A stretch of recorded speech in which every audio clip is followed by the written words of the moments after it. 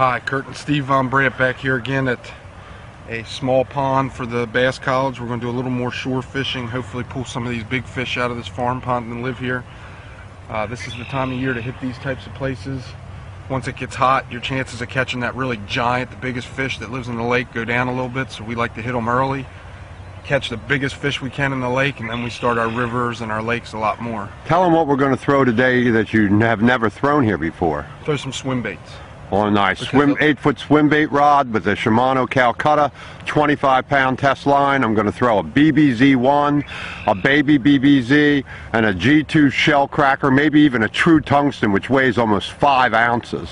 Part of the reason for that, a few years ago, I've been catching quite a few of these fish. They used to hit anything you threw, and it seems like more and more you can still catch the big fish, but you have to work a lot harder for them. You're catching the small fish easily, not so much the big fish. So in our experience on our other lakes, that's the time when you break out the swim bait. It eliminates all those other fish and it fools those big fish. So hopefully we'll see. I'm going to start out with the chatterbait, usual search bait. Steve's going to start out with the BBZ. See you in a minute.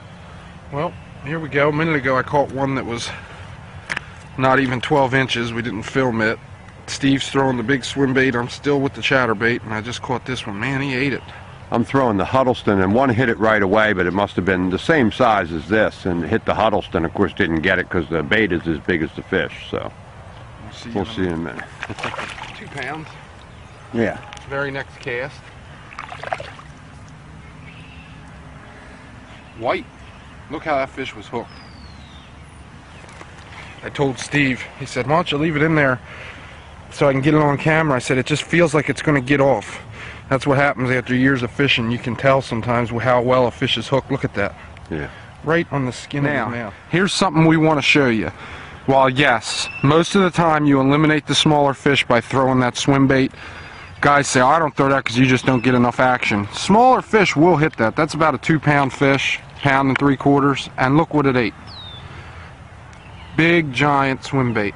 Turn his mouth so I can see. I mean, you got to cram that thing to get it in there, but he ate it just fine. In the corner. There's another one. We're not filming them all today because they're this around all this size. We've caught about 15 so far, this big. I'm throwing the Huddleston still. I'm getting hit like crazy on the Huddleston, but you know, they're just banging at this size bass. Every once in a while I catch one on it.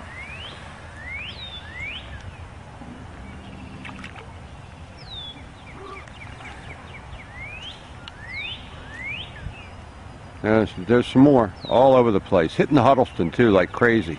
Pouring down rain now. Check this out. Swim baits on small ponds work, buddy. You may not land the numbers that I was catching on that chatterbait, but check this out. That's on a Huddleston. 7.5, 8 pounds. Look at this baby. Look at the mouth on that. Huddleston swim bait, man. Look at that.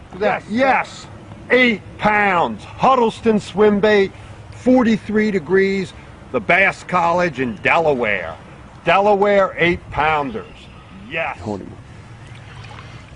yeah. Huddleston swim bait. Delaware. Look at that bad. Almost 8 pounds. That belly. 7.5 it weighed. 7.46 actually. Look at that baby. All right. Let him go. Let's go get another one. Just one after another like this. It's raining pretty hard. I mean, you don't want to film every one of these or you'd have a 45-minute video of pound and a half fish. Nice fat fish, though. Yeah. Let that one go. This one hit the red eye shad. So far, the Huddleston caught the big one and a couple small ones, the chatterbait and the red eye shad. We're still here. We've caught so many fish like this. I don't know, what have we caught, 50 bass maybe? I've caught 20, yeah. But I've probably caught 10 more because you were throwing the swim bait. Yeah. And lost others. Trying to find these big fish. I'm not so sure what's happened to all our big fish in here. I put on this jig searching for them and caught this one in the area where the fish have kind of turned off because we caught so many and they hit the jig. So it's raining so hard it's hard to film. We were going to go to a pond in the boat, but we're all, as you can see, I'm soaking wet from head to toe. So we might hit another pond on the side of the road behind the Mattress King if we can find it back. Poured down rain pretty much the whole time, about a half hour after we got there. We didn't manage to catch as many of the giant fish as used to be in that pond. I'm not sure what's happened. I'll try it again later in the year.